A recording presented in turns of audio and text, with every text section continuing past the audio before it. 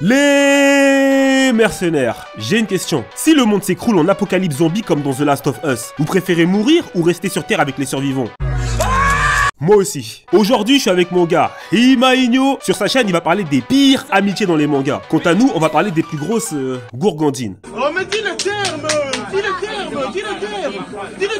crois que c'est Tu enjolives les choses là, dis le terme. Et on va essayer de situer où est la place des femmes dans les mangas. Place de la femme, c'est à la cuisine. Je suis comme ça les gars. Je suis brut de décoffrage.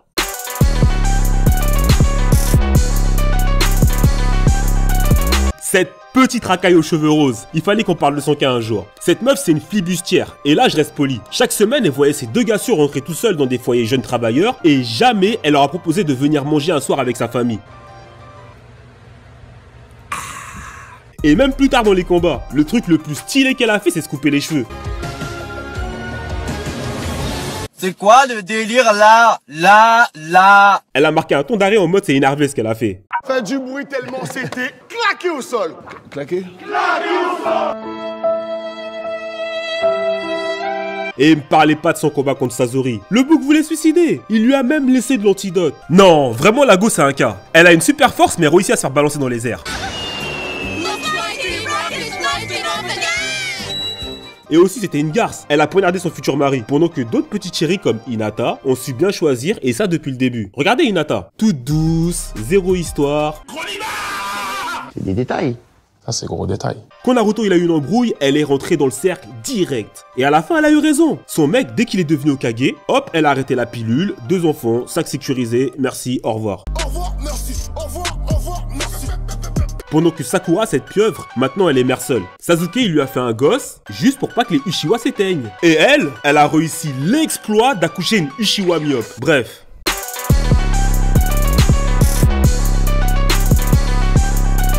Ça va être un peu plus court, mais ça va être tout aussi important. Corrompre des vieillards et corrompre des mineurs. Bulma, elle a fait les deux. Je fais les deux. Bulma, à un moment, elle avait un comportement à la limite du hors-jeu. Mais là où elle a montré à quel point c'était devenu une femme d'affaires, c'est quand elle a lâché Yamcha pour Vegeta. Elle avait le choix entre continuer à sortir avec un mec qui passait tous les épisodes à se faire boire, à sortir avec un mec qui passe tous les épisodes à se faire boire. Non, au moins Vegeta, c'est le niveau de Agra au-dessus. Il a un regard bien nerveux. Vous avez un regard bien énervé, monsieur.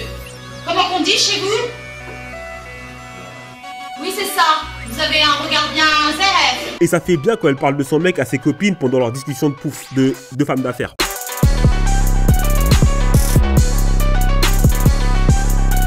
L'abnégation. Exactement. Le courage. Informatif.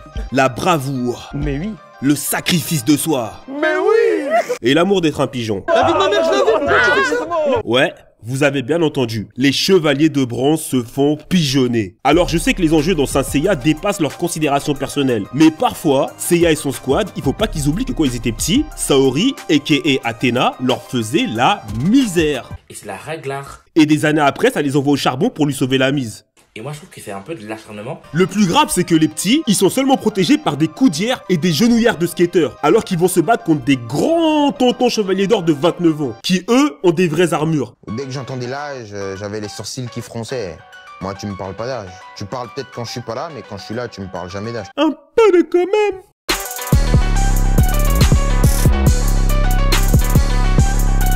Wouhou! J'ai gardé le meilleur pour la fin, vous me connaissez maintenant.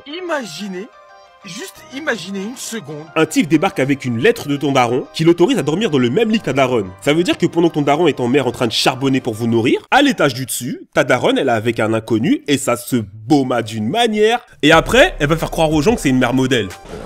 Jusqu'à maintenant, c'est pas ce que j'ai entendu. Vous avez une réputation. Hein. Je vous le dis franchement. Dans le quartier, Natsuko, elle est connue.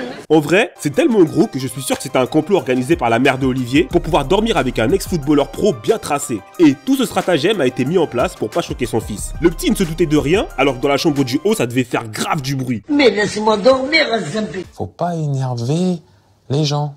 Laissez-les dormir. En plus, ça se voit, Roberto, il est tonique. Le gars, il mettait des retournés, main dans les poches. Vas-y, je m'arrête là. Il voyait rien. Dites-vous, à l'époque, Patty, elle faisait des centaines de kilomètres pour voir des matchs de U13 sans enjeu. Et il a jamais deviné qu'elle voulait quelque chose. Carrément, un jour, la petite, elle voulait se battre contre Mark Landers parce que ce délinquant, il avait tiré un ballon dans la tête de Olivier. Mark, il allait les éteindre tous les deux. Wallah, je les ai éteints.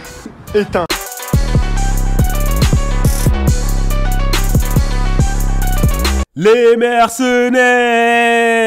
Allez cliquer sur la vidéo Les pires amitiés dans les mangas, lien sur l'écran et en description. C'est pour vous, c'est cadeau, c'est de la part de Himainyo Shinderu. Si vous avez d'autres meufs qui vous énervent dans les mangas, mettez ça en commentaire, on va en débattre. On est ensemble, bye bangs!